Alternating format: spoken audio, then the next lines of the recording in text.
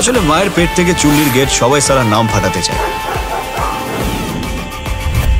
আমি ইজ্জত কামাতে এসেছি। বন্ধুরা, মির্জা দেখে কমপ্লিট করলাম আর দেখে মনে হয়েছে যে হ্যাঁ, বাংলা ইন্ডাস্ট্রিতে এই ধরনের জিনিস আরো দরকার। অ্যাকচুয়ালি এই ধরনের ইভেন্টে যখন আজকে ধরুন ঈদ বা অন্যান্য দুর্গাপুজো বা আরো যে সমস্ত ইভেন্ট গুলো থাকে, বাংলার ইভেন্ট গুলো থাকে, স্পেশালি ওই সময়গুলোকে যদি মেকার্সরা ধরতে পারে টাইম গুলোকে, আর এই ধরনের মশালা সিনেমা আনতে পারে, তাহলে কিন্তু সাকসেস পেতে দেরি হবে না। এটাই জাস্ট বুঝতে হবে বাংলা ইন্ডাস্ট্রিকে। চলে আসি মির্জাতে। মির্জা সত্যি একটি মাস মশালাওয়ালা সিনেমা, যেটিকে খুব দারুণ ভাবে গ্র্যান্ড লেভেলে ভালোভাবে বানানো হয়েছে, খুব জুগাড়ু স্টাইলে করা হয়েছে। সেটা আপনি যদি টেকনিক্যাল ব্যাপারে জানেন তাহলে বুঝতে পারবেন। অন্য কিছু বলার আগে সবার আগে আপনাদেরকে বেসিক স্টোরিটা জানিয়ে দিই কি আছে। এখানে রয়েছে একটা মেন ভিলেন সুলতান, যেখানে আপনি কৌশিক দাকে দেখতে পাবেন। তার ছেলে এবং তিনি দুজনে মিলেই ড্রাগস এর বিজনেস করে কলকাতা। এবার কলকাতাকে ড্রাগস মুক্ত করার জন্য একজন পুলিশ অফিসার রয়েছেন, যিনি নিজের পুরো জীবন লাগিয়ে দিচ্ছেন এই জিনিসটাকে আটকানোর জন্য। এবং তখন সিনেমাতে একটা নতুন ক্যারেক্টারে এন্ট্রি হচ্ছে,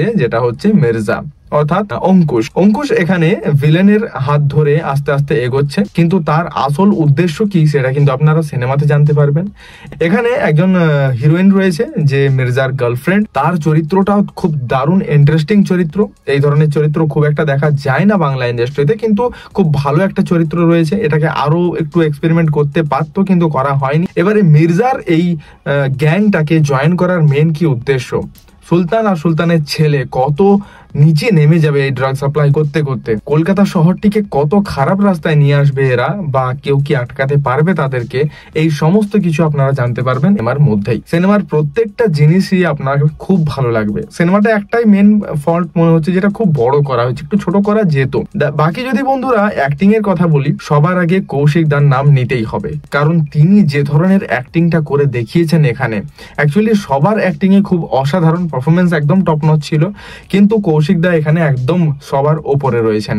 ঐন্দ্রিলার ক্যারেক্টার, এটা না বললেই নয়। হিরোইন চট করে চান্স পায় না বেঙ্গলি সিনেমাতে একটা ভালো ছাপ ফেলার জন্য, কিন্তু এখানে রয়েছে সেই জিনিসটা। এনার ক্যারেক্টারটা খুব দারুণ, আরো বেটার হতো, বাট দারুণ রয়েছে। নেক্সট রয়েছে অঙ্কুশ।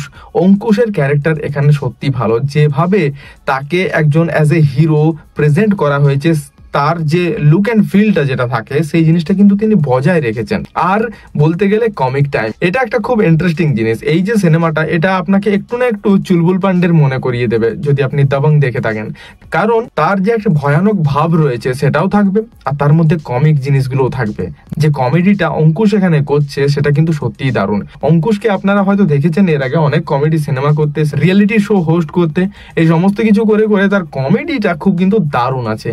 তো অ্যাকশনের সাথে সাথে যে ধরনের কমেডি শেষে শেষে দিচ্ছে একটা করে একদম গরম মশলার মতো, সেটা কিন্তু খুব দারুণ লাগছে। সিনেমাতে স্টোরি ভালো রয়েছে, সিনেমার মধ্যে সিনেমাটোগ্রাফি খুব দারুণ আছে, সিনেমার লুক অ্যান্ড ফিল অসাধারণ, ক্যামেরা অ্যাঙ্গেল, লাইটিং, সিনেমাটোগ্রাফি সবকিছু দারুণ রয়েছে। সিনেমাটাকে যদি একটু ছোট করতো তাহলে আরো একটু বেটার হতো। এই একটা জিনিস না বললেই নয়, যেটা সবাই হয়তো বলেছিল যে এই পোস্টারের মধ্যে ছোট ছোট বাচ্চারা, এই যে বাচ্চারা ছিল, এটার একটা মেন পয়েন্ট আছে এই সিনেমার মধ্যে। First half second half story দুটোকে যদি আপনি ভাগ করেন তাহলে বুঝতে পারবেন যে একটা গল্পকে পুরোটাকে রাখা হয়েছে এটার মধ্যে। এবার আসি এই সিনেমার মেন ধামাকেদার জায়গাতে, সেটা হচ্ছে অ্যাকশন।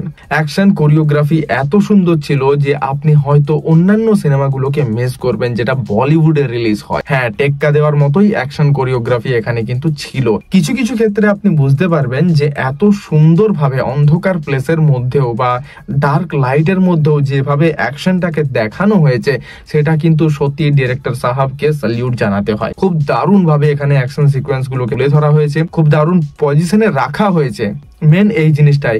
আর সেটিকে আরো বেস্ট বানিয়ে দিচ্ছে বিজিএম। সিনেমার বিজিএম কিন্তু দুর্দান্ত ছিল। এক কথায় বলতে গেলে এই বিজিএম কিন্তু এই সিনেমার জান ছিল।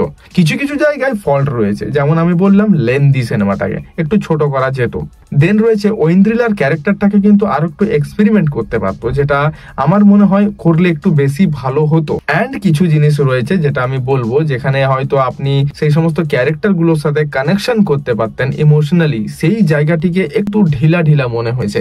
মানে একটু যদি আরো বেটার ভাবে দেখানো হতো কারোর পাস্ট লাইফকে, বা কারোর যে একটা ভিলেনের যে একটা রুতবা থাকে, তাদের যে একটা খফ থাকে, সেই জিনিসটা যদি একটু ভালোভাবে দেখানো হতো বা কন্টিনিউ রাখা হতো মাঝে মাঝে মাঝে মাঝে, তাহলে একটু বেটার হতো। কোথাও না কোথাও গিয়ে এক একটা গ্যাপ মনে হচ্ছিল।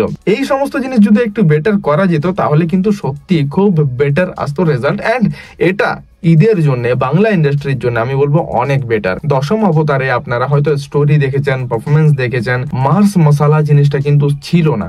সিরিয়াসলি বলছি, এই ধরনের সিনেমার দরকার যদি ইন্ডাস্ট্রিটাকে একটু বাজেটের দিক থেকে উপরে নিয়ে যেতে হয়। আর্ট ফিল্ম এখানকার সত্যিই ভালো হয়, কিন্তু এইগুলোকেও আস্তে আস্তে না তুললে, অর্থাৎ কমার্শিয়াল সিনেমাকে যদি না তোলা হয়, তাহলে কিন্তু বেটার অপশন পাওয়া যাবে না। আর এটা অঙ্কুশের একটা ভালো পদক্ষেপ ছিল। আমি বলবো সিনেমাটা নিশ্চয়ই হলে গিয়ে দেখুন, আর সবাই মিলে দেখুন, ভালো লাগে। আমি জ্যাক, দেখা হবে আবার একটা ভিডিওর সাথে কিছুক্ষণ পরে। ততক্ষণের জন্য আমাকে বিদায় দেবেন। ধন্যবাদ।